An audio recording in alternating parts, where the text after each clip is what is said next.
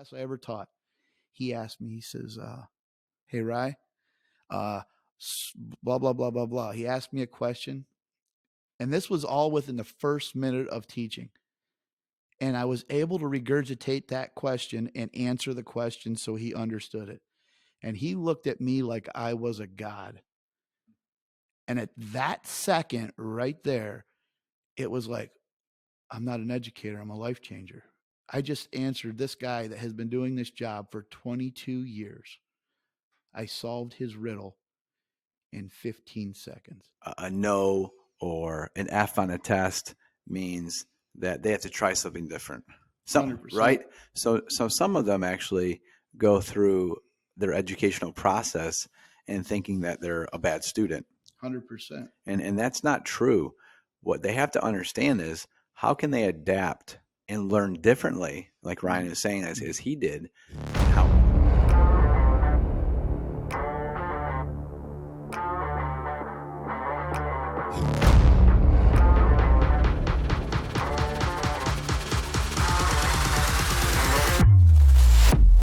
It gives me great pleasure knowing that you choose to listen to this episode on the John Gardina Classroom.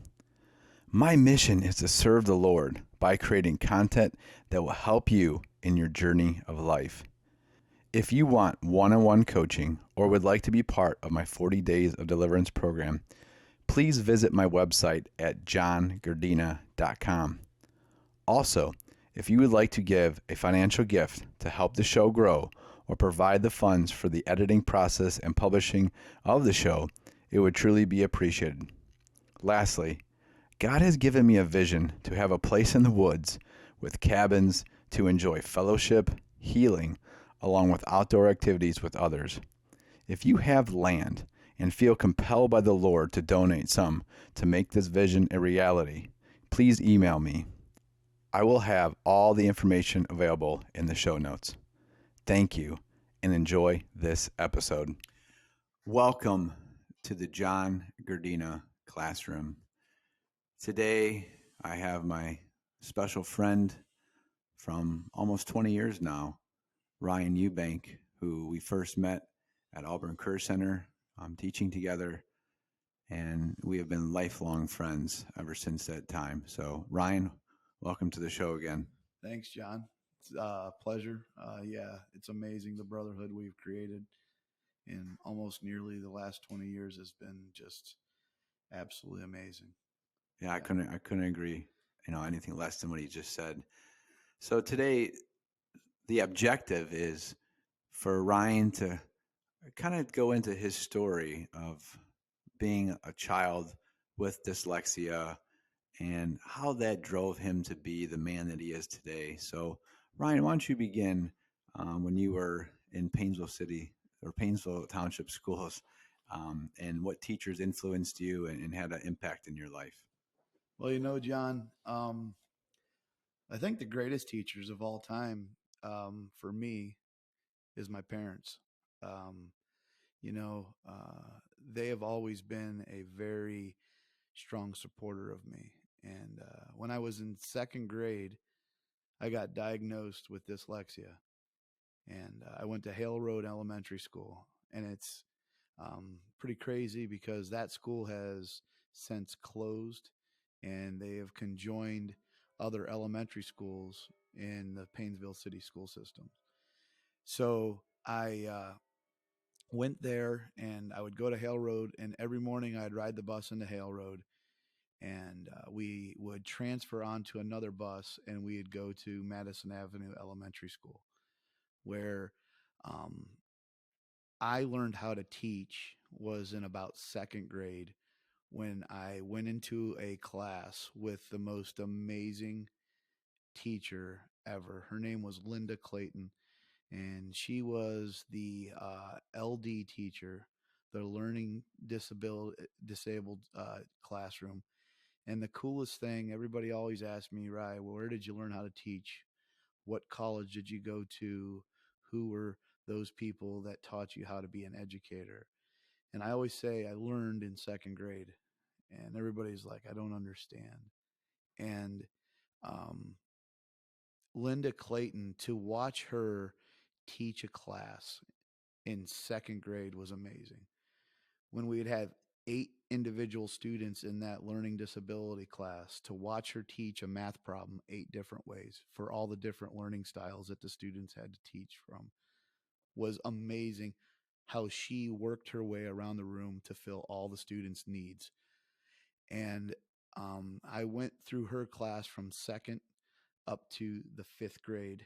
And then from fifth grade, transferred into a regular classroom.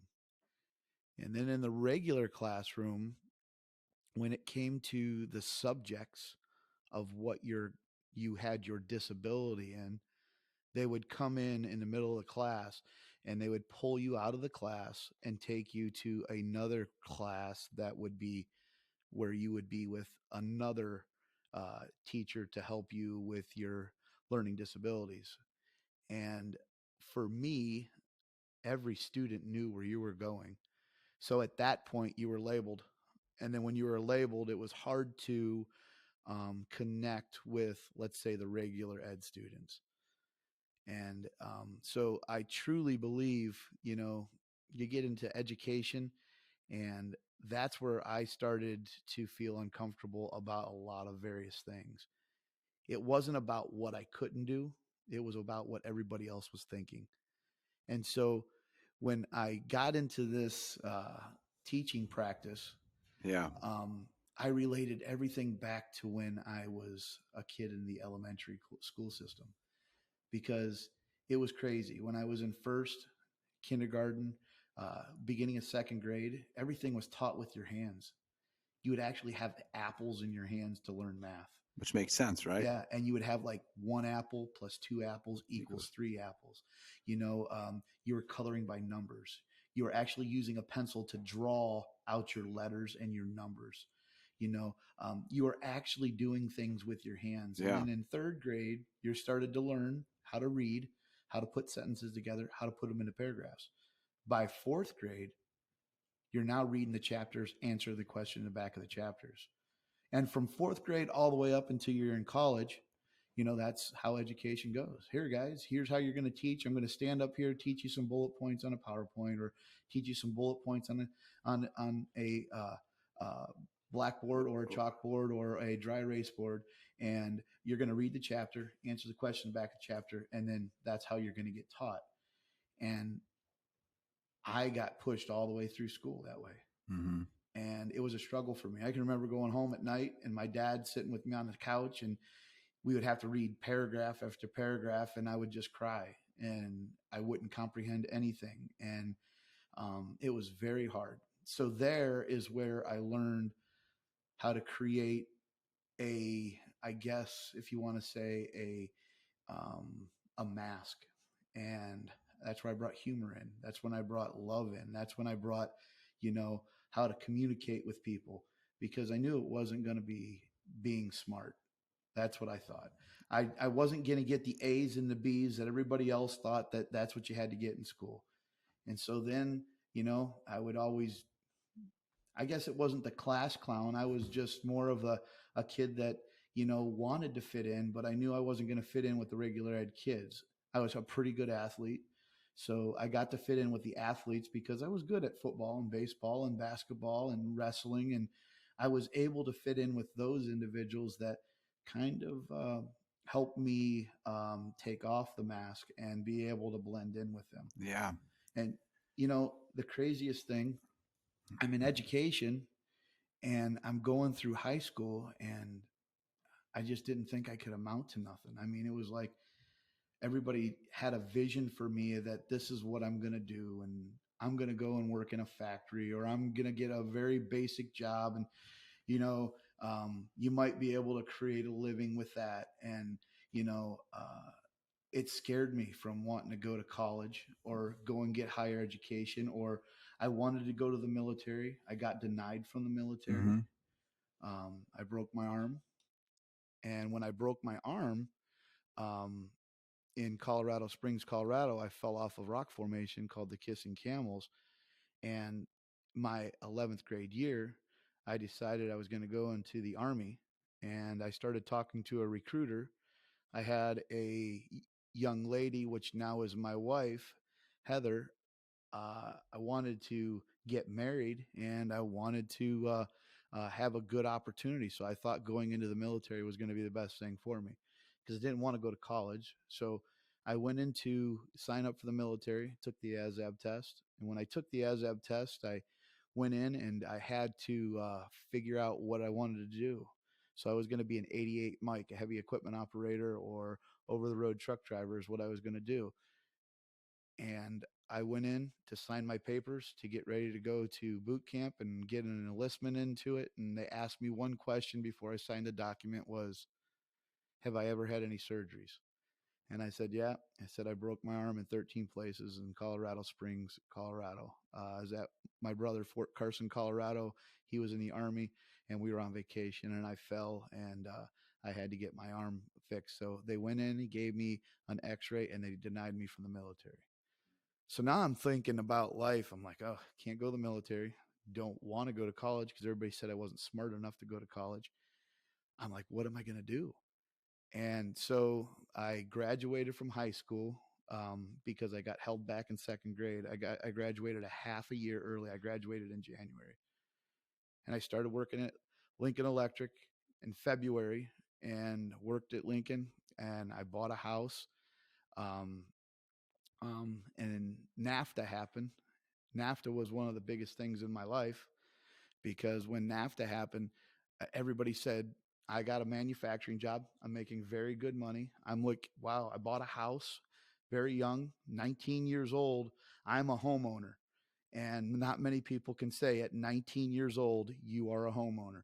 And I bought a house in Madison and I'm like, wow, I'm doing amazing. But then NAFTA happened and everybody in mentors that had these great paying jobs all moved to Mexico or China. And when I worked at Lincoln, everybody said, hey, Lincoln Electric is, they're going to move their stuff overseas and stuff. You know, it's just listening to all the naysayers. Never happened. But that was me. Where am I going to go at and make the kind of money I'm making at Lincoln Electric and earn the income to be able to support my family? And I was just like devastated. So Lincoln Electric offered us a opportunity to go to their welding school during the day and work at night. And it was starting at uh, 8 o'clock in the morning was the school to 2:30 in the afternoon. And at 2:30 in the afternoon, I had to go to work from 3 o'clock to 3 o'clock in the morning. So I was at Lincoln Electric from 8 o'clock in the morning to 3 o'clock in the morning with a 43-mile drive home to Madison and a 43-mile drive home back home, plus pick my buddy Charlie up to go to school because we were going together.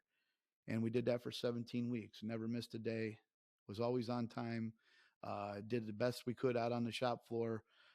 It was amazing. And then an opportunity came to become a welding instructor at Lincoln Electric. And the boss came out and asked me, hey, I want you to be a welding instructor. I said, absolutely not. He goes, why not? You'd be amazing at it, Ryan. You're just the person we're looking for. And I said, Bill, there ain't no way I would ever want to stand in front of a classroom and teach a class. He says, but Ryan, you're absolutely, he goes, why wouldn't you want to do this?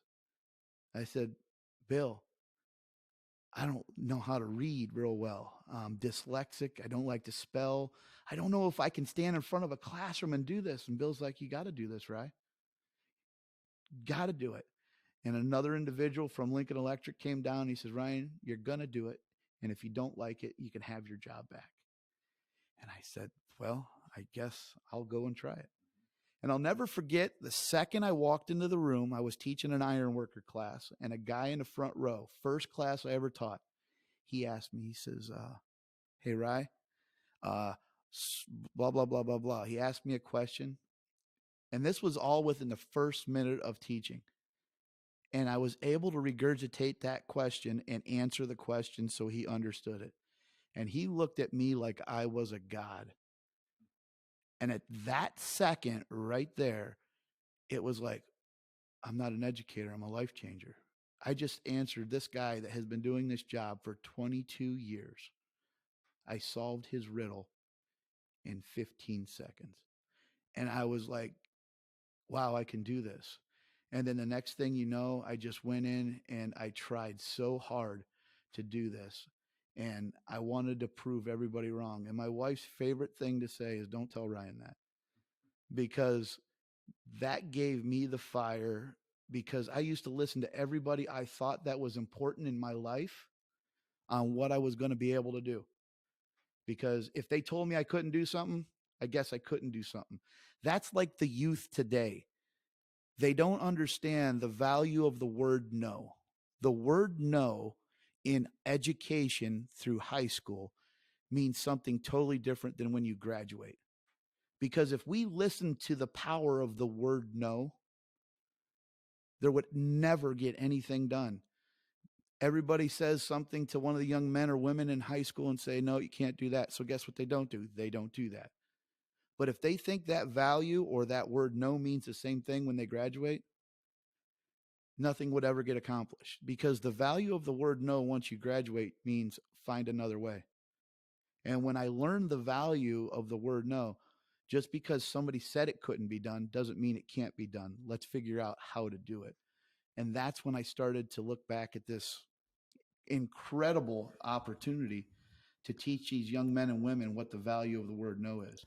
So Ryan, so as a teacher, for almost 20 years now, it's crazy to say that, is I think kids have to understand that a no or an F on a test means that they have to try something different. Some 100%. right? So some of them actually go through their educational process and thinking that they're a bad student. 100%. And that's not true. What they have to understand is how can they adapt and learn differently, like Ryan is saying, as he did, and how when he became a teacher, that he had confidence as a teacher because he mastered the content of welding. So go ahead, talk about how important it is as a student to not just think like be book smart, but to be knowledgeable and in depth of what you're learning. Go talk about that. Well, John, you talk about that, and so many kids. It's like I said, back in the third grade, you learn how to read, you answer the questions in the back of the chapter, and that's how education is. Those kids that learn by using their hands sometimes don't get into understanding how awesome it is to build something with your hands and get credit for it. For example, when they took all the industrial arts and the home ec classes out of these educational platforms, that was where the one individual that didn't learn out of reading a chapter and answer a question in the back of the chapter, that's where they got it taken away from them. So they could never feel that they are potentially gaining strength. That's why, like some of these young kids that have a learning disability, they are very good at sports. We listening to a lot of these kids that in order for them to play sports, they've got to get these passing grades, and that is a regulation that they put it at the state level. And some of these kids, that's where they thrive. Yes, some is caused by laziness, but some of them will try so hard, and it's so hard to get that passing grade just to get them qualified to be able to go and play the game that they love. And when they can get into a career technical education program, now what happens is the parents come up to you and say, where have you been? Because now math is relevant. Now, reading a IM manual or an instruction manual is relevant. They understand that if they learn this stuff and they can use their hands to build stuff to get a grade, now these parents are like, my kid's never got an A in anything, and now he's thriving. I have kids that went from a straight CD student to a straight A student in their 11th grade year. And everybody's like, how is this possible? It's because they put another learning style back into it. And that was what I learned from Linda Clayton when I was in second grade. It was so unbelievable. I had another teacher. Her name was Mrs. Larrabee. And Mrs. Larrabee, she, I'll never forget, she brought me these cassette tapes and she says, here, Rye, these are for you. And I was like, what are these? They're cassette tapes. I don't listen to music. She's like, I read the first 2 or 3 chapters in your books. A first chapter for science and first chapter for history and first chapter for health.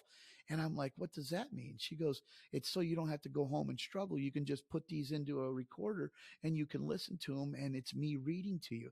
I'm like, wow. And I don't realize the impact that was. Back then, we didn't have, the books that we could go and have a book read to you aloud, or it was either somebody sat in front of you and read a story to you, or somebody read the chapter to you, but never did you have something where you can get like an ebook or something where it's all digitally formatted that you can listen to the whole entire chapter back then. So it took teachers like that that empowered me that if we do more for these kids that are struggling, the things that weren't easy for them and we can make it easier for them, when they become successful at it, they're going to come back and they're going to empower you even more, because you're just now going to prove the point that they can do what everybody else thinks they can't do. And I think that's one of the coolest things, Johnny. I look back in life, 2018, I was a National Educator of the Year. Um, this year, 2022, I was the College Adjunct Faculty Educator of the Year for the state of Ohio. And John, I can't believe that. But here's the craziest thing about it: I'm a College Educator of the Year for a whole entire state without a college degree. You know, the craziest thing that I want to be able to show to these people, and this is why I do what I do, because every time I was doing something to get some type of credential to say that I am worthy of doing this, I fall short. I went to get my CWI, which is a certified welding inspector. I was a half a percent off. I needed a 72.5. I got a 71.4 on it. I missed one question in order to get my CWI. And I was like shocked. I was like rocked. I'm like, I can't believe it. It's just unbelievable. You know what, though? I look back at it, and I just had the young man, John Ritchie from Chardon High School, win the number one welder in the United States. We've won national champions. I'm a consultant, education consultant, teaching educators all over the world. Um, I've gotten to do so many amazing things without the letters behind my name. And John, it was so funny because 2018, I was got nominated for the State of Ohio Educator of the Year, and I didn't get it because I didn't have any higher education attached to my name. And I was talking to you one time. He says, "Rye, you do have letters attached to the end of your name." And so now when I go out and do any of these keynote speeches, or when I go out and do education consulting and stuff like that, I always say, "My name is Ryan Eubank, LD." And everybody's like, "What does LD mean?" And I said, "It means I learn differently." And those are the two coolest letters that I can attach to my name, because John, it makes me feel so amazing that I have accomplished what I have. But I can honestly tell you this, John: I couldn't accomplish what I've done if I didn't have amazing young men and women that believed in me and supported me through my educational practices to go and achieve the goals that we have achieved. Because rightfully so, society would not allow me to do what I am doing right now if I did not have the proof to say that I am worthy of my job title. I'm a department coordinator slash department lead at Lakeland Community College. And it's amazing that they allow me to do what I am doing at Lakeland for the last 14 years, because they believe in me and they allow me to keep teaching those individuals that come to our program to become the best, well rounded citizens in our society. And it's cool, John, because I don't call them welders, because everybody that comes to my program ain't a welder.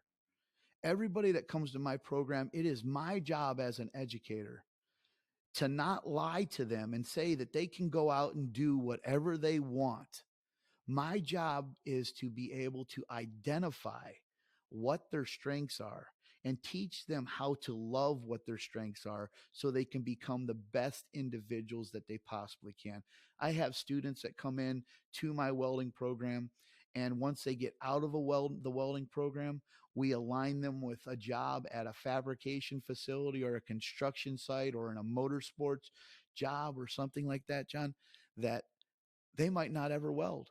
but they might be the best material handler. They might be the best fitter. They might be the best technician. They might be the best press brake operator. They might be the best programmable laser programmer. These individuals, it's our job as educators to identify where they're going to fit into society so they can succeed. And then from that point, they'll go to those work and they'll work their butt off. And when they get in there and they make a name for themselves, eventually some of them might say, hey, anybody know how to do this type of welding? Well, I learned it back in school. I think I can. Well, man, you've mastered this. Let's see if we can't get a go at that. And then that's a lot of times when they build that relationship and they call me up and say, hey, Rye, I got this opportunity to do this. And when they come back, it's like, here, okay, this is how you do it. Come up here, let me show you how to do it.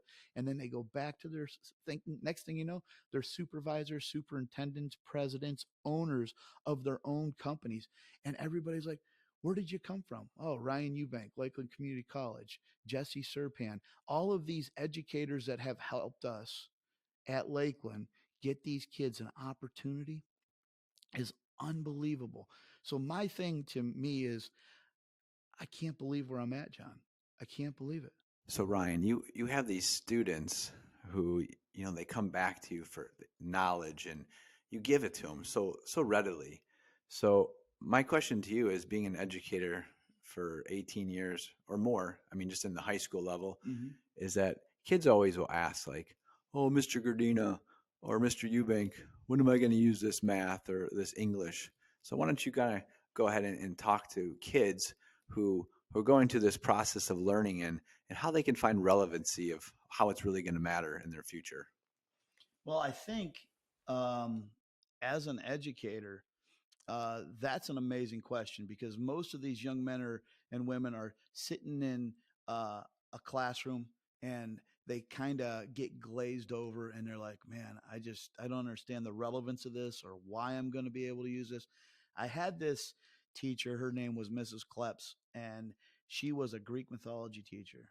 And I was sitting in her class, and every year she would have a class pick out what Greek mythology character we would like to make a costume for. And so she put relevance into creating these costumes. And when she was teaching somebody like Zeus, she would actually wear the costumes in class that the other students have made from the previous years to talk about all of the different characters in Greek mythology. So she made it fun for everybody.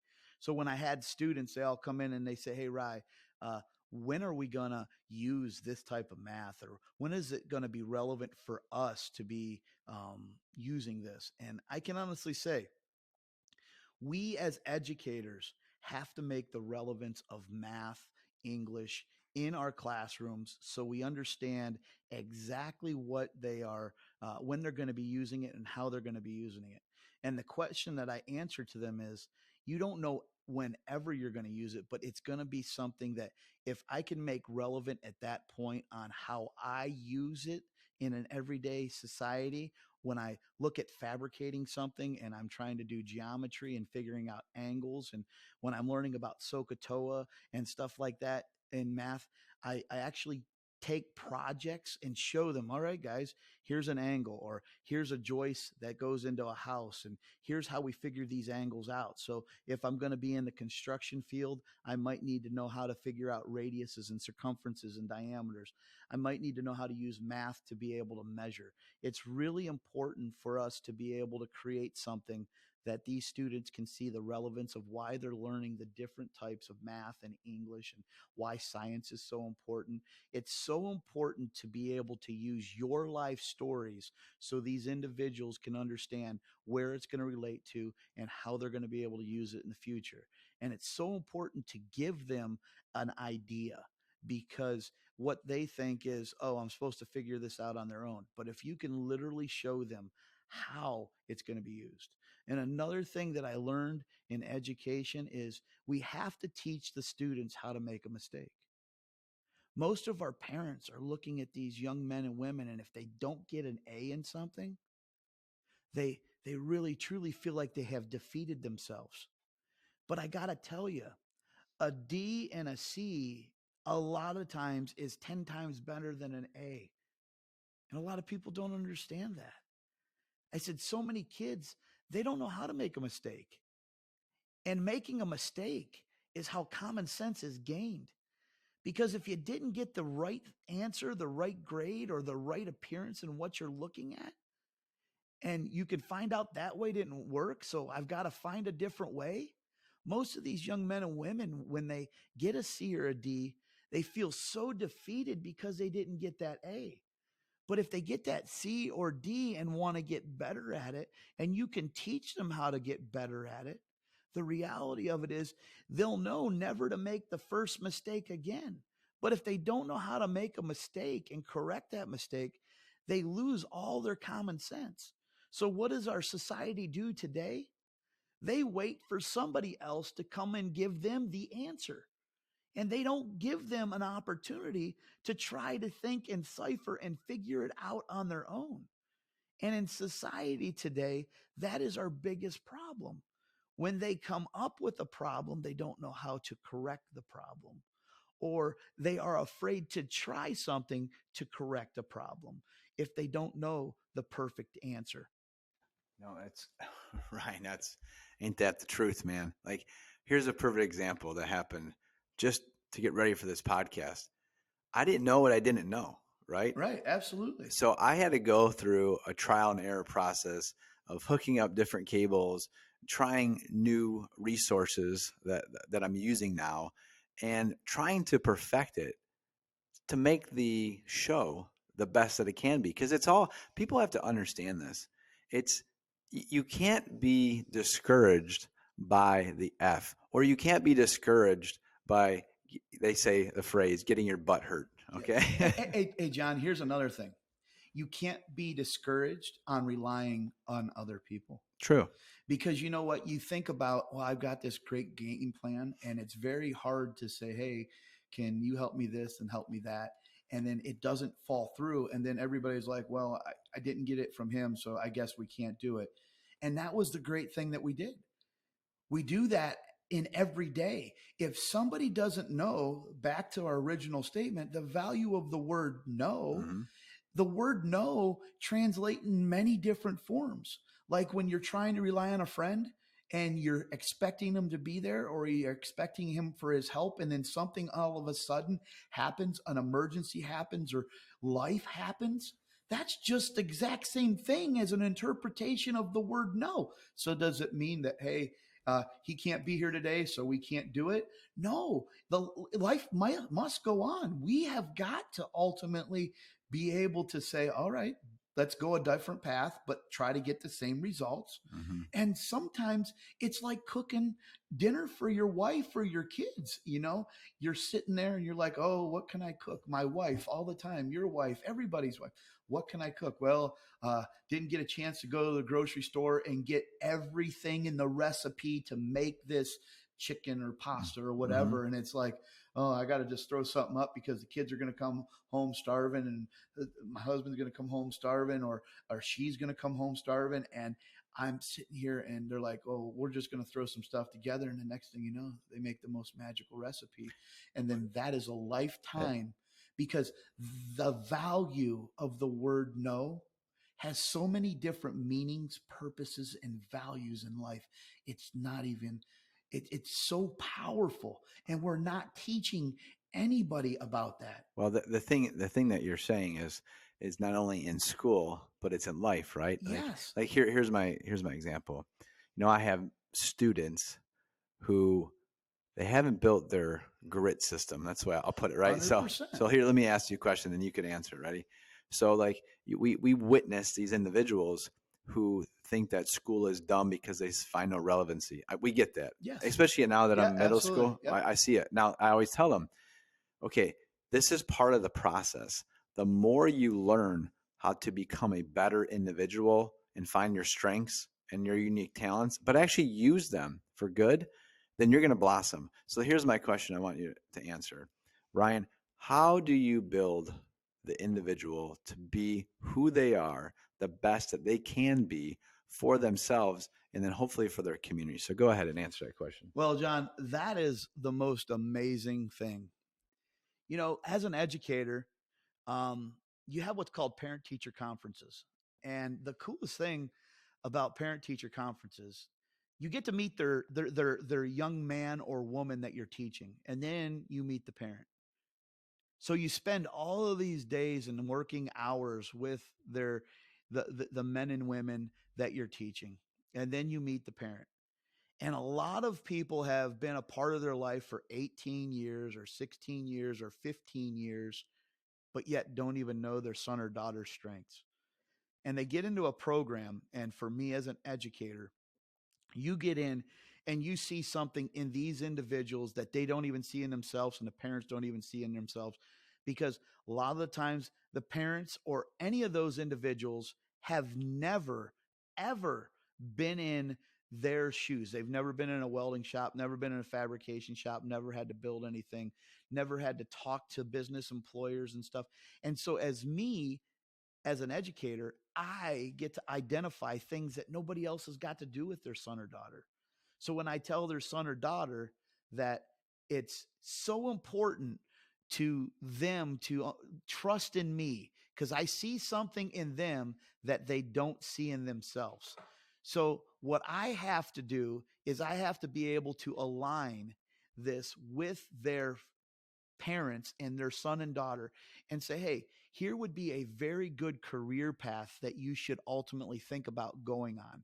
Because my job as an educator is to teach these young men and women who they truly can become. I have to be somebody that can tell their future in the present day. So when I look at somebody and they're very smart at what they do and they're very good, for example, I always call it theoretical or practical. They're either a theoretical learner or they're a practical learner. And if you're both theoretical and practical, you're considered a genius in me. I think you can do anything. So when I, as an individual, look at somebody and say, man, you're very theoretical. What do you mean, Rye? Well, I love how you can read an IM manual and you can go over to the machine. You can work on that machine, get it to work, and be able to put something into play. But theoretical is different than practical. Practical is where somebody can see pieces, parts, and they can put that puzzle together without ultimately going and reading a book or an IM manual on how to build something. And then I see other people that are very good at material handling, material preparation, being able to do various things. They have other strengths than being a welding fabricator, being an engineer, being a designman, being a craftsman, being able to go out and operate equipment. So, what I look for as in these individuals, I want to build their strengths. It's like I look at a kid and I ask him, what do you want to be when you grow up? And they say, I want to be working as a professional athlete. I want to be a football player or a baseball player or a basketball player. And I look at that individual and they're very good, but you don't see the, the, the physical attributes that it takes to become that professional athlete at that level. And I would say, like, oh, you want to be a football player? Well, how about this? Wouldn't it be awesome if you could play football? But how about what if we could build the stadium that they play the football game in?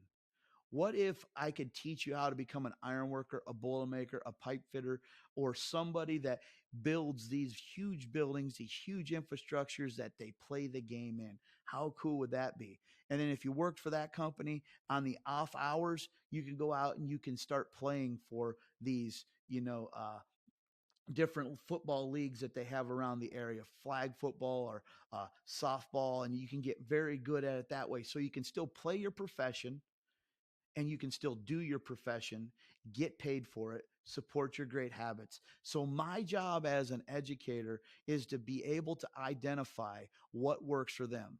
Today, I see a lot of parents that say, my son's going to be a doctor, or my son's going to be a lawyer, or my son's got to go to college to get a college degree, but yet they don't know where they're going to be after they get there. And then the student gets into the school and they're like, man, I really don't want to be an engineer. If they're identifying them through their wrong strengths and they're saying, hey, I want you to be an engineer because an engineer makes great money. and they're more of a practical learner versus a theoretical learner, schooling might be very difficult for them. But if they went out and they became a very good skilled tradesman, they could go in there and understand why engineering is so important, and then they can start figuring out how they can go to school at night to become an engineer, because they have learned through all of their practices on a practical application. There isn't no engineer that actually gets the job done right, and it takes somebody with a theoretical application to listen to the practical application, so the practical guy can teach them how to do their job. Because what we have today is a lot of young men and women going to college, getting their engineering license and getting their engineering degree, but don't have any practical ability. So the reality of it is they don't really know how things go together. So they're designing things, and the practical people that don't have the degree are getting out there and they're saying, well, this can't be done this way, or can't be done that way. And the engineers are saying, well, that's how it looks on paper, but it doesn't always go to that way. If those people that had the theory could learn a bit about a practical, we would have a lot more opportunity for our infrastructures to go up quicker, faster, better, and easier. So, my thing as an educator, I got to look at these individuals and I've got to try to be a mind reader of what would be the best fit for those individuals as they go on throughout their life, so they can build a better community and a better family faster. That was perfect, man. I tell you what, that was such a great. It's a great thing to know as a student or as a pupil to be around Ryan, is because you have an opportunity to be just flourished with goodness. Okay, now Mm-hmm. let me go a little further on that. So Ryan has a unique ability to. I just like to look at it like potting a new plant, right? Mm-hmm. So you come into his class, you're the new seed, Yep. and Ryan just putting water on you, giving you sunlight from his energy, and he'll make you grow to the best of your ability if you just show up, shut up, and get to work. So here's my next question for you. How important is it for you? Not only, I mean, I'm going to ask you first, like, how important is it for you to set the example for your students? But then I want to ask you to relay it to leaders in this country and in the community. So, first, talk about you, then talk about how important it is for leaders in our community to actually be leaders and do it the right way. So, go ahead. Well, John, this is one of my biggest soapbox. I'm a welding teacher, and I tell all my educators that listen to me to stop teaching welding. So if you're a machinist instructor, or if you're any type of an instructor or teacher, stop teaching your craft. Stop. What you are trying to do as an educator is trying to teach your students how to become you. If you aren't teaching them how to become you because you aren't good with yourself, if you don't feel confident in yourself, like for example, we do community service projects, and we have all these projects that we did, and everybody's like, Ryan, how do we do it? I said, I didn't do any of it. The students did it all. How'd you get the high school students and college students alike to get this done? I said, I taught them about life. And then as we went along our life, we put a little bit of welding in it. We became the best welders in the world, because I wanted the kids to understand to show up, shut up, and do a great job every day. And if they show up, shut up, and do a great job every day, there is no skill, trade, or craft they cannot master. It's everybody that whines, complains, and makes excuses of why they can't become successful at something. So I tell everybody, if you teach them great habits in life, so my life, I wake up, I'm never late. I'm always on time, 15, 20 minutes early every day. If I can show those students that I can do that, the students will do it with you. If I tell the students that I'm going to be there, the only reason I would make it there is if somebody else said, I'm going to be there. But if everybody said, hey, I'm not going to be there, I'm not coming either. I'm not just going to go there because I want to go there. I'm going to go there because you want to go there. And I won't let you down, so then you won't let me down. And I want them to know I am here to do this for you. And so when we would do projects, I would tell everybody, hey, we're going to be here at such and such a time. We're going to be here and make sure that you're here. Those kids would get there 20 minutes before I would be sitting in their car waiting for me because they're so eager and aggressively wanting to do it. So there it goes. It was nothing about welding. It was about all the soft skills we have to teach to our community and our students. We have to show up every day on time. We've got to do what we say we're going to do, and we got to do it well. We got to work together as a team. So I always say, show up, shut up, and do our job. Don't whine, complain, or make excuses. And if we do that every day, there is no skill, there is no trade or craft that we cannot master. That's what, as educators, we have to teach the students how to become me. So, whenever we needed something for our community service projects, everybody would say, Ryan, how much did this cost? Didn't cost us a thing. In life, I've learned things. The business and industry of today will tell us no all day long. But if I can teach the students how to communicate, collaborate, and educate the business and industry in our local communities, they'll never tell them no. Because here's a simple reason why. Because if those businesses, industry, if my students call them up and say, hey, we're doing this community service project, and they know the story behind it and who it's going to impact and why it's going to impact and why this is a great thing for not only our community, but our nation. And these students can tell this story with an intelligent conversation to the adult figure that are running or managing these positions. They're going to look at these kids and say, wow, that's exactly the kid I need to work. We all talk about work shortages. There ain't no work shortages. We all think that there's a work shortage. Everybody's like, everybody's hiring. Nobody wants to work. 5 years ago, we didn't even think about the big boom that just happened in our nation. Our nation just started this. Think about it. We've never had so many taxi cab drivers in our life. We've never had so many food delivery people in our life. I look at all these poor restaurants that can't find employees. I look at them. It's crazy. Everybody's like, well, this restaurant's closed because they don't have anybody that wants to work. This restaurant's closed because they don't have anybody to work. And then you go into Chipotle and you look along the wall and there's 20 people on their phones standing there. And then all of a sudden, someone behind the counter says, Bill, oh, that's my burrito. I got to go pick it up and I got to take it to the guy that ordered it 4 miles away. We've never had so many DoorDash people. We've never had so many Uber people or Swift drivers. We've never had so many people that are now packaging groceries in a grocery store and getting paid for it to be able to take it out to a curbside pickup. We have more people on the opposite side of the counter than on the other side of the counter because they make more money delivering food.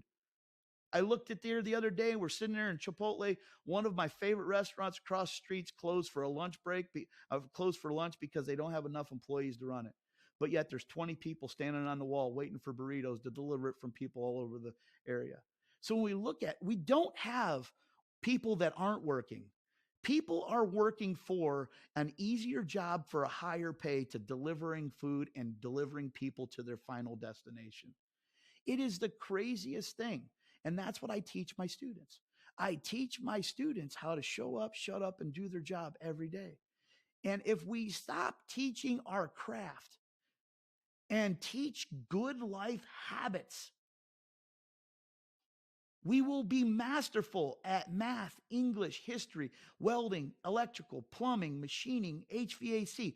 If we stop teaching our craft and teach life, and along the way of teaching life, we add a little bit of welding and a little bit of this and a little bit of that. Think about it. Everybody says, well, that kid, he ain't going to learn nothing because he never shows up every day. He's always late. He's never on time. But yet we look at other people that are in a management position, and guess what? They either show up right on time, or they're never there doing what they say they do, or they're going to promise them something and they never ultimately do what they say they're going to do. The reality of it is we are ultimately training our students to become us. And if we don't stop, we're never going to be able to get it back. That's a perfect point to your mentor, Bill West. Yeah. You made me, during that monologue, you talked a lot about, like, we are, and it's true though.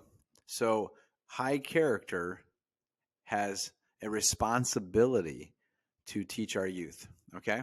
Mm. It's a very important concept you were talking about. Let me say it again. People in leadership have to lead by simply showing up, setting the example, showing others service Yep. through love, seriously, through Oh, love, and 100%. wanting the best for them, not themselves. That's why it's called service leadership. If I'm serving myself, it's how much money can I make? How much can you do for me? It's all about me, me, me. That's the ego. But if I have an opportunity to truly be a servant, a leader, it's that I want the next generation and the generation after that to be built up so then our family and community and nation can be restored. And that's a point we're at in our life right now, Ryan, is I believe this truly. I really do. I think a lot of us have been brainwashed by either social media or by mainstream media. And all you're listening to is garbage. All right? Hey, Go. John, I got to bring something up. Do you know what else we forgot about? I want you to think about this, John. When you were, let's say, 10, 11, 12 years old, 15 years old. So that was a long time ago, John.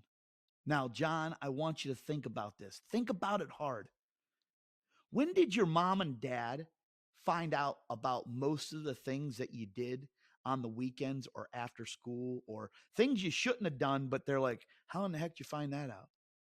Think about how many people were in a grocery store or at a restaurant and they ran into people in the neighborhood that they know or great friends and they're like, "Oh my god, hey, it's so great to see you." And you found out so much at the grocery store in the cereal aisle because you ran into the guy that lives down the street three doors down, and they're like, "Oh, hey, how you doing? Oh man, I seen Johnny last weekend over at David's house." He wasn't supposed to be over there last weekend at David's house. He was supposed to be at Russell's house.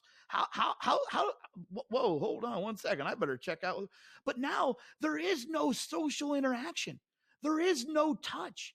There is no community networking. I mean, John, you think about it 15, 20 years ago, you couldn't go out on a Friday night and wait in a line for under 2 hours to get in a restaurant. Now you can go out to any of these restaurants and sometimes you're there, walk in the door, there is nobody there. There is no community anywhere. Everybody thinks community is now Facebook or Instagram or Snapchat. There is no real live connection. That's what's so amazing about me and you right now. The feeling that we have, the energy we're creating right now. There is so much of a conversation, it's not even funny. But yet there isn't the touch.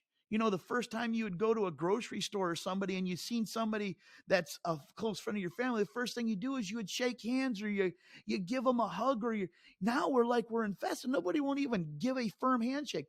John, answer me this question. How much can you tell about an individual just by how they shake your hand, John? And now community has said, don't shake hands. Give them an elbow or a knuckle touch or something like that.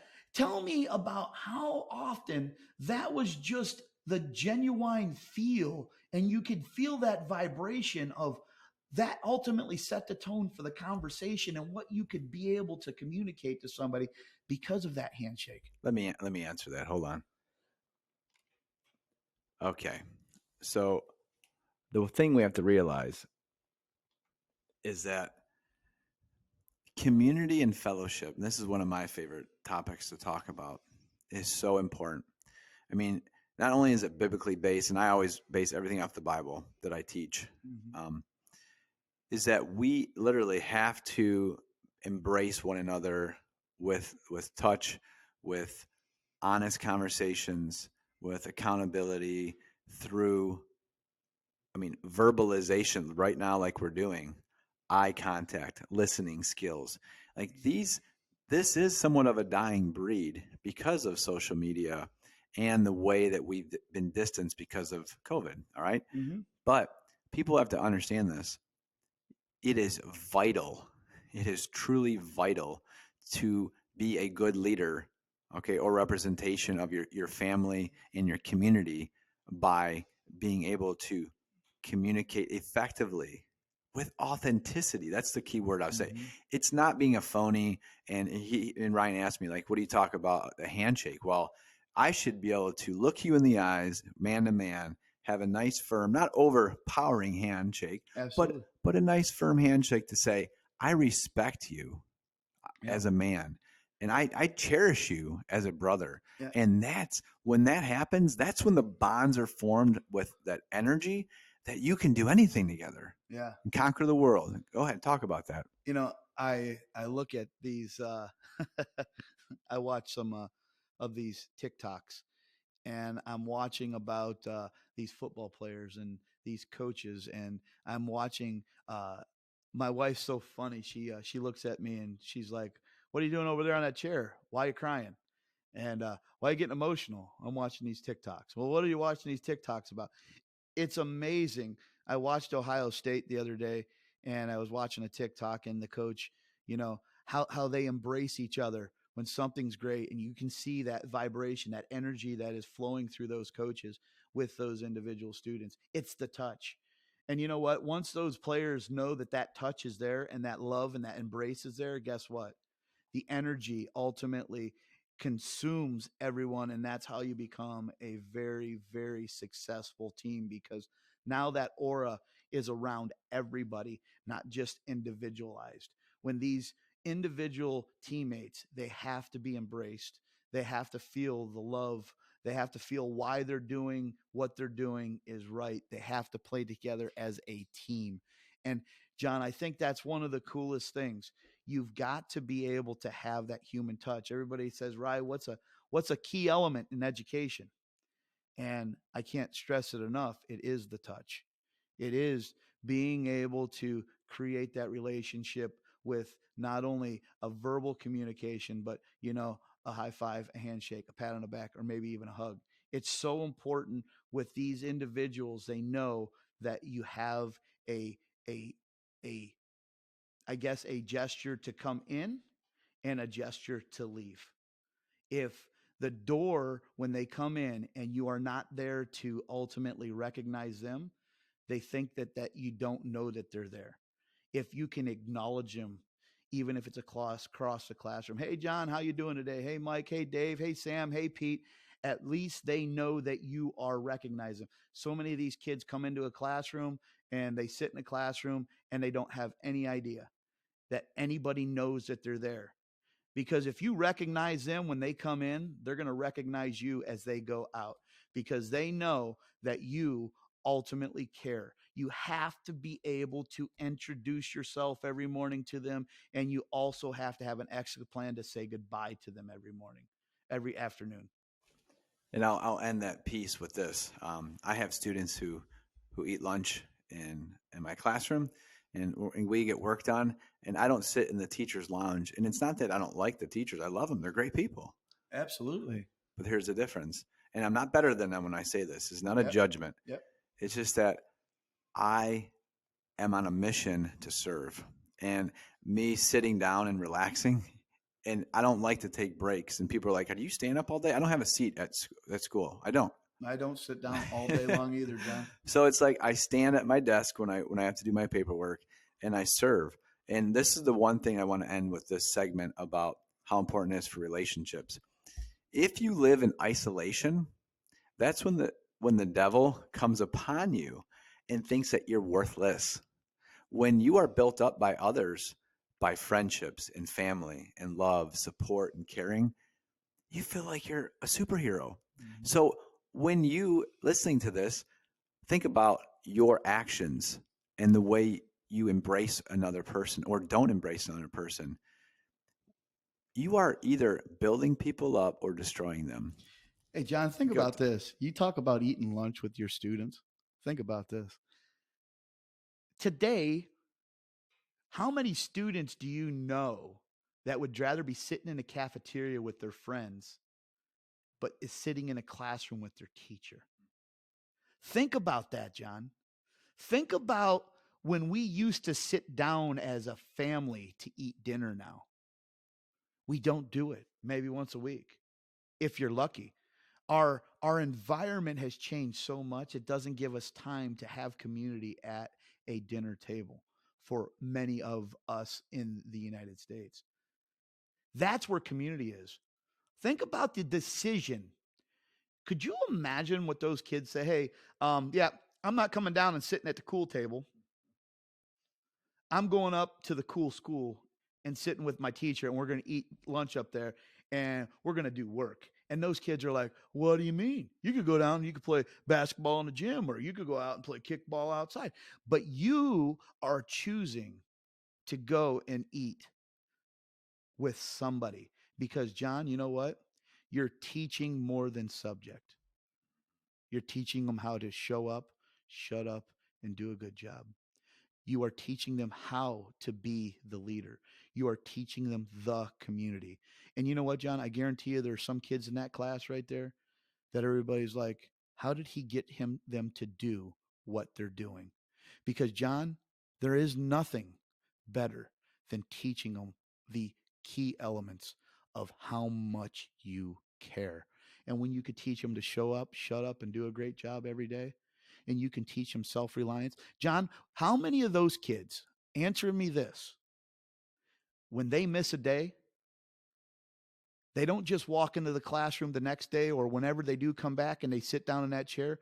The first thing they do is they come up to your desk and they apologize to you and say, Mr. Gardenia, sorry I wasn't here. That is because, John, you have taught them to become you. Instead of being a Perry High School student, they are a John Gardena student. So when you think about life, John, you've got to ultimately look into those individuals, not as their name, but as the individual that you're growing them into be. And everybody's like, John, how did you change them? How did you get them to wake up at 5:45 in the morning or 5 o'clock in the morning? How did you get them to wake up at 4:30 in the morning to pick up 6 kids to go on a walk in the morning? How did you get them to do that? And I gave them the energy and the power. I was the pill they needed every morning to get them started on the right foot. I was the energy drink. I was the Monster Energy. I was the Red Bull. I was what fueled their fire. And when they didn't get that, they sought out after it to find out how they can do it more. And then they relate to, well, this is what we did. So now I'm going to go into work and I'm going to start bringing our community into our work. And that's why these business and industries are like, Rye, whatever you say I need to do, I'm going to hire whoever you have. Because not only did you just change my community, you've changed our whole culture in our company. And that's why some of these companies have 80% of their employees are my students, because my students learned how to become what I wanted them to become. And that wasn't just going out and being a welder. It was about bringing good knowledge, good community, good relations, good attitude, good effort. And what it did was when we add oxygen to the water, it brings it back to life. If we don't add oxygen to the water, it gets very stagnant and there is no life that lives in that water anymore. So, the way that we add oxygen to our community, to our workplace, to our families is we've got to add great quality life. Show up, shut up, and do their job every day. There is no skill, trade, craft that you cannot master. And let me tell you, two of the most important crafts in the world that we have is being a mother and being a father. And that's how we build the best communities in the world. Oh man, that was powerful, Ryan. I mean, I just love how you emphasized that last piece of motherhood and fatherhood. And it is crucial. Being a father and my wife, just a loving mother, if we would just take care of business at home, we win. The community wins, the country, right? We all win. So everyone out there, be responsible. And as a man, you need to protect your wife, your family, and be responsible by being a great worker, and emulating what your children need to see, and that is a man of responsibility. So our last segment here, is about Ryan. And Ryan has gone through some trials and tribulations in the past year, just changing some positions in his life, gaining many more positions and opportunities for growth. And what Ryan offers to not only his country and community, but now the world, is he has an opportunity to educate those in Africa. He does leadership, and he teaches other teachers around the world that go to Oregon and Florida. So I'll let him talk specifics about what he does now and what he is going to be doing in the future to impact, again, not only his community and country, but the world in not only welding, Ryan, Mhm. but build Life. life skills and character. So go ahead, my man. Well, yeah, I tell you, not teaching in public education. I teach at Lakeland Community College. I have a lot of high school students that are in our program at Lakeland. I also run my company, Archon Welding and Fabrication, and I also work with a global faith-based partnership, and we also work with an organization called Project MFG, and we started what's called the NWL, the National Welding League. And what this particular league is going to do is we are going to bring a new sport back into education. So, what we have partnered with Project MFG and the Department of Defense contractors is we have started welding competitions that are going to be bi monthly for students all over the United States that want to compete in a welding competition. The Department of Defense say there's a national safety crisis that most people don't realize. In order for you to work for the Department of Defense, you have to be a United States citizen. And when you're doing that, you have to be skilled up to be able to obtain these jobs and career professions. But we don't have enough young men and women filling the void that is here needed in the United States. So that, therefore, it has the lack of skilled workers to be able to build our aircraft carriers, our military fleet, our fighter jets, all of the different military attributes we need to protect our borders and protect our world.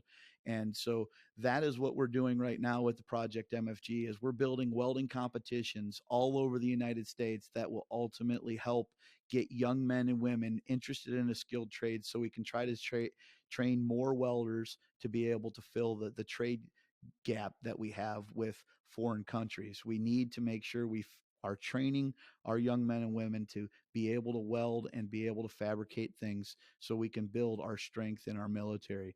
So what's going to happen with that is we are designing the projects. The projects will be sent out to the schools all over the country, and they will then weld them and compete them and send them back, and then we will judge them and score them. And then there will be a national welding competition that's held in May or June of this year coming up, and we will determine who wins the national welding championship. So Project MFG is one of the first things. Another thing is I'm working with an organization out of Tanzania that we're looking to build 5 welding schools over there. They need skilled trade workers. They need about 15,000 of them to do a new LNG plant that they're building off the Tanzanian coast. So what they're needing is they need infrastructure rebuild. So they need to get some skilled welding individuals in Tanzania so the Tanzanian people can take the jobs that are needed to be able to build this LNG plant. It's about a 5-year plan for them to start the particular project. So we're trying to start building the welding schools now so we can fulfill the jobs and the needs that they're going to need to be able to build this infrastructure. That is going to be something that's going to be tremendous that we are working on. So we're not only nationally, we're internationally now. So with the International of Tanzania, I want you to tell the story of how that transpired, because it's you told me this morning at breakfast, and I want everyone to understand that your character matters all the time. So Ryan's going to tell you a story of what led to a network connection to another network connection for him to have this opportunity. So go ahead, tell that story down in Florida when you were teaching. So another thing that I also do is I teach educators all over the country and all over the world. And so I had educator workshops this year. Over in Oregon, I was associated with 170 educators, and down in Florida, I had 20 educators. And so what had happened was I went down to Florida and was teaching a program down there. And when I was teaching the classes down in Oregon, I mean, down in Florida, I met an individual. His name was Malachi. He was one of my educators from the previous year that took my class again because we have built such a great connection. And in that particular program, Jason Becker was a one of our. He is the podcast that does ARC Junkies, and so what we have done is Jason was approached by this faith based organization. He gave the information to Malachi, and then Malachi came and said, "Hey, I know a guy that would probably be able to help you." And he contacted me. And so Mike from our faith-based partnership, they contacted me. We got in contact, and then in the last couple weeks, he said, "Hey, Rye, we think we might be getting to move forward with this." Didn't think it was going to go anywhere, but I was always eager and aggressively willing to help. The next thing you know, he contacted me yesterday and said that they want us to go out to Tanzania to do some looking into where they're going to build these welding schools, what the welding schools are going to be looking like. And so, networking is key. And when I did not ever think any of this would ever happen. So last week or 2 days ago, they had a Zoom meeting. I was contacted the day before the Zoom meeting happened and said, "Hey, Ryan, could you be in this Zoom meeting?" So I was in this Zoom meeting, and it was crazy because I taught internationally for 8 years, back in 2008 to 2016 for Lincoln Electric.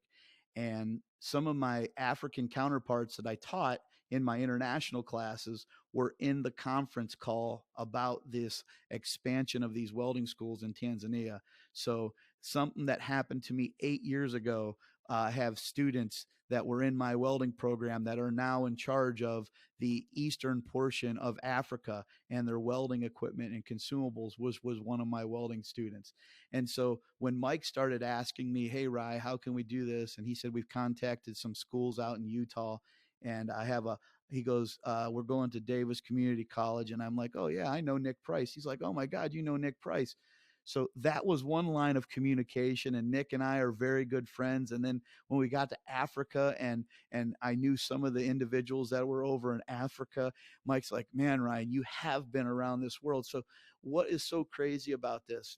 Here's somebody, a non-degreed individual that have connections all over the world because of what the results my students have and who they've become and the relationships we built. So yeah, John, what an amazing circle of events. It's such an alignment that I couldn't even imagine. And I met Jason at Lincoln Electric, Jason Becker, about 8 or 9 years ago, and he was one of my first students. He was a first year instructor that came to my educator workshops, and we became very good friends ever since then. And so then Jason took my classes for the last 8 years, and then he became the podcast producer for Arc Junkies.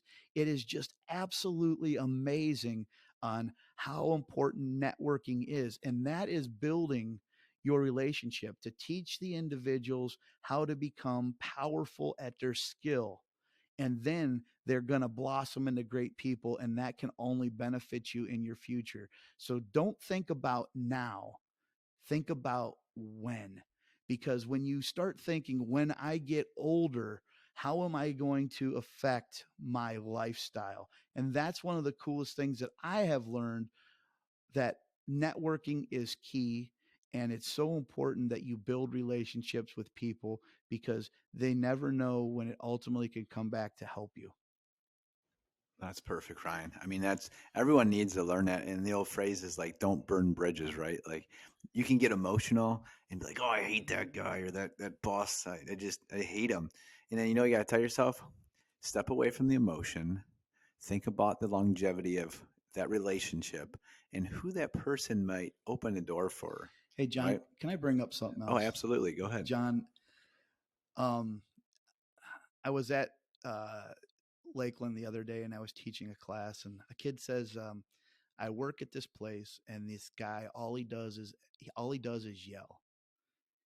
And I said, "Can I ask you a question?" I said, "What type of individuals are you hanging out with when you're at your workplace?" He's like, "Well, I've got all these young buddies that I work with." I said, "There's your problem." He goes, "What's my problem?" I says, "Well, you're hanging out with the wrong people. I said, do you know why that guy is always old and grumpy? He says, because nobody's ever listening. And he's so sick of showing these young men and women how to do something and nobody's taking them seriously because they think they know everything. And I said, if you really want to know, don't run away from the yelling, run towards the yelling and try to help that man figure out why. Because he is probably one of the smartest guys there. He goes, yeah, you're right. He knows everything there. And nobody wants to go and work with him. I said, do you know why they don't want to go and work with him? Because you're listening to the wrong people. I said, what was your opinion from all your buddies? Oh, you don't want to go work with Bill. He's just old and mean and all he does is yell all the time. And the reason why he is because how often are those kids late? He says, oh, they're late every day. I said, how consistent are they? Oh, yeah. Some of them, they'll do it, but it takes them forever. I said, that's why. I said, you're listening to the wrong person. This guy's trying to teach you what he's learned from the last 30 years because he is on his final destination to get out of here. And he doesn't want what he has built here for 30 years to go away. And nobody's wanting it. And you guys, when he's gone, you have nobody to answer your questions on, man, I wish Bill was here. Think about that. That's exactly what he wants. You know what you need to do? You need to go to that guy and say, hey, can I get you a coffee? Can I do something? And show them that you are worthy of his time. Because that guy, all he wants to do is show you what he knows because it's going to take you 30 years to learn what he knows. And guess what you're not going to do? You're not going to put nor the time nor the effort. And you're going to just say, you know what? I'll just get somebody else to do it. And there's nobody else to do it. So then what happens? The building collapses, the company collapses, and no jobs are available. All they're trying to tell you is go to them, be nice to them, show up on time, listen to them, learn by the number one educator in the world that nobody ever gives credit to, and everybody gets taught by them. Mrs. Osmosis is the most important educator in the world, and nobody is ultimately listening to her teach. Everybody's like, who's Mrs. Osmosis? It is learning by watching. And nobody is paying attention to it. Nobody is paying attention to the skilled worker that is working in front of them. They're worried about TikTok, Zooms. They're worrying about how many people they got liked on this. They're not paying attention to Mrs. Osmosis. And Mrs. Osmosis can teach you how to build something by watching it. They can teach you how to learn actions by watching it. They can teach you how to learn love by watching it. They can identify problems by watching. You've got to understand, Mrs. Osmosis is always working. And most of us are not paying attention. She is the number one educator that nobody ever gives credit to. It is the most important educator in the world, and it is amongst us every second of every waking minute of every day. And that's what we've got to look at in society today. We've got to learn from watching people, good habits, bad habits. And you know what? Those are so easy to determine whether they're good habits or bad habits.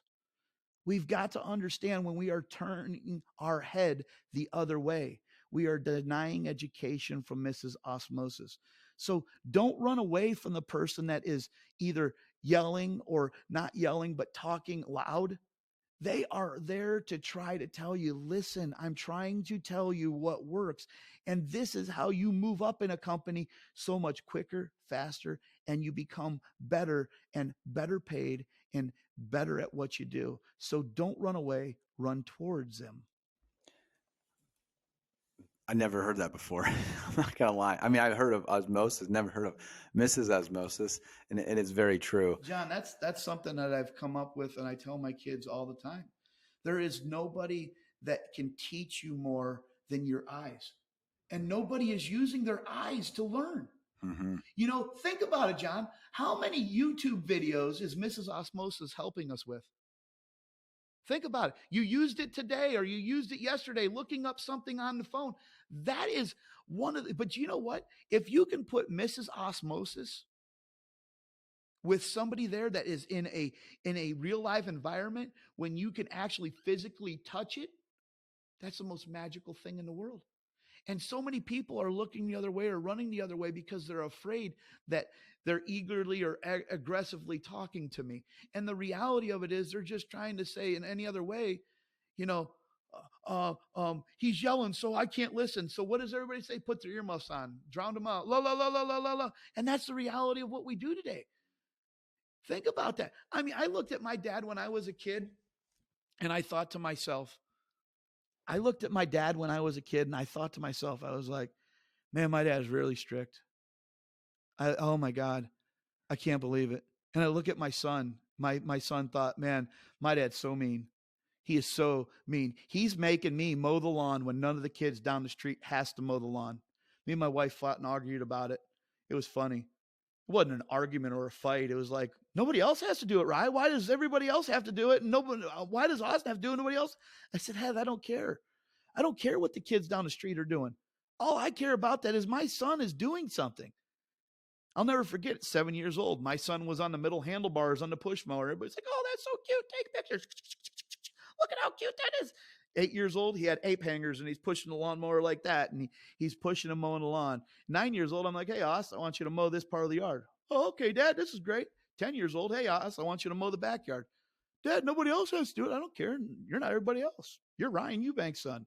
You're going to mow the backyard. You can take as long as you want. You can drink as much drinks as you want, watch as much TV, and go to the bathroom as long as you want. But you're not leaving until it's done. I can remember it like it was yesterday. And then I can remember I came home when he was 12 years old. It was a fight and an argument every freaking week. All of a sudden, Wednesday, came home, Austin's mowing the lawn. I'm like, wow, that's crazy. He did it without me even saying anything. Got out of the car. He said, hey, Aus, go down and play with your buddies. He's like, no, Dad, I got it. I'm like, no, Aus, it'll be all right. I'll finish it up. You started it. I'll finish it. I'll never forget. And I went in there. I was like, he's like, are you sure? He's like looking at me like I'm crazy. Like, oh my God, he's going to let me go play. And I finished the yard. Next week I came home, the yard was done. The following week came home, the yard was done. My job was done. I did something with the kid last year. His name's Bruxton Lee Air out of Oregon. And I was trying to teach him how to do decimals into fractions or fractions into decimals. And it was 1/16th, it was 3/32, and it was 1/8. And I said, what are the decimal equivalents? 062, 093, and 125. And I was trying to get him 1/16 is 062, 3/32 is 093, 1/8 is 125, 125 thousandths of an inch. And we were sitting in the back of his car and we were going through the redwood forest. And I'm sitting back there and his dad's like, wow, this guy's crazy. He's drilling my kid. And I'm sitting there and I go, hey, Brooks, what's 1/16? He couldn't figure it out. And I would go 1. In my head, I was counting. Literally not a joke. On the 75th try, I said, hey, Brooks, what's 1/16? He said, 062. I said, what's 3/32? He says, 093. I said, what's 125? I said, 0.125. I said, all right, good, 75. And his dad was driving a car and he looked and turned around. He goes, what do you mean? What's 75? I said, Jake, it took him 75 times to figure out 062, 093, and 125. 1/16, 3/32, and 125. He says, why is that so important? Because when you're doing the visual inspection in nationals, you got to do it as a decimal, not a fraction, to be able to multiply them. Because it's a lot easier to multiply 062, 093, and 125, especially when time is not your friend and you don't like to take tests. Jake goes, oh my God. And he started kind of tearing up. I said, Jake, you know what your problem is as a dad? He goes, what's that? I said, you give up on Bruxton too many times. It just takes him more times to learn than just 2 or 3. He goes, Ryan, you're so crazy. I can't believe you changed my life. I've been with my son for 17 years, and I never knew that. I said, Jake, guess what? That's what happened to me. I never thought in a million years I could learn the things I could do. The only people that never gave up on me is my mom and my dad, my wife, and my brothers and sisters. Everybody else said, well, that's just Ryan being Ryan. All Ryan wanted to be was fitting in. That was it. Didn't want nothing else. And the only way Ryan could fit in was laugh and joke, have fun, play a game. I wasn't the kid that could win Scrabble. I wasn't the kid that could do Pictionary. Everybody would say, "Oh, he's dumb or stupid, or he can't read or write." I had a boss one time. His name was Rich Bazinski, greatest guy in the world. He said, "Hey, Ryan, come here. I need you to shut that door." I said, "What's wrong, Rich?" He says, "We got to have a conversation." This is when I was teaching at Lakeland Community College when I first started. He says, "I need you to do me a favor." He said, "I need you to stop writing an email." I said, "What do you mean?" He said, "I don't want you to write any more emails." He said, "If you need an email written, I need you to tell me and I'll write it for you." I said, "Why, Rich?" He says, "I'm so sick of going into these meetings and listening to people say, he doesn't even know how to write an email. He doesn't know where the there is, where the right where the right where is, the punctuation, question mark, comma, exclamation mark. He didn't know where any of that stuff was. They're judging you because you can't ultimate write an email instead of looking at the amazing things that you do for this college and how you get these kids to believe in who they are." He said, "Ryan, I am so sick of people judging you based upon an email instead of your results. So if you ever need an email in my life, you tell me, I'll write it for you." So in life, at that point in time, I knew I had blankets to keep me warm and comfortable and keep me love and keep me passion. And that's what John Gardenia has always been for me. He's been one of those blankets for almost 20 years now. My wife is one of my blankets. Sue Rosium, Tom Rosium, they're one of my blankets. Rich Bazinski, Bill West, Joe Colassa, they're one of my blankets. Austin, Samantha, Sarah, and Ashley, my kids, they're one of my blankets. Those people, I can ask them to do anything for me, and they can help me. The other day, I couldn't read an email. In college, on my thing. So I had to have my wife on FaceTime turn my phone over so she could read it to me so I understood it better. In life, you ain't going to be able to do things. Those aren't my strengths. But I know if I surround myself around great people, I can do whatever I want, whenever I want. Just remember, you can't do it all, but you can do some things great. That's how a household works. In a household, you have somebody that can cook and clean. You have somebody that can love. You have someone you can confide in. You can have somebody who ultimately earns the income. Sometimes it's one person, sometimes it's multiple people. Remember, it isn't one individual that runs the whole village, it's the whole community. And that's what we have to look at in society today. We have to look at society in a different way. Everybody wants to fall on one person when everybody has to contribute to have a great society, a great family, a great community, a great nation. That's what we have to do. That's who we have to become.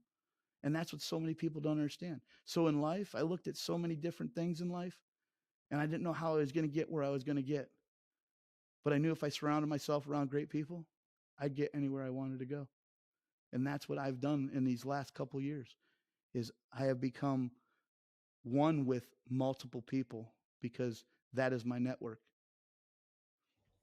Oh man, Ryan, love it. Absolutely love it. You know, the one thing that Ryan really speaks so, fondly of is the cuts you had as a kid. I don't mean physical. I meant the emotional. Oh man, it was absolutely, John. And that's what drives, and let's be honest, Ryan, because I've known you for a long time now. Mhm. That's what drives Ryan to outwork everybody is because he always feels like he has to prove something to others because of the way he was made fun of for not being a good learner, not being good at things. So then you took it, and what everyone has to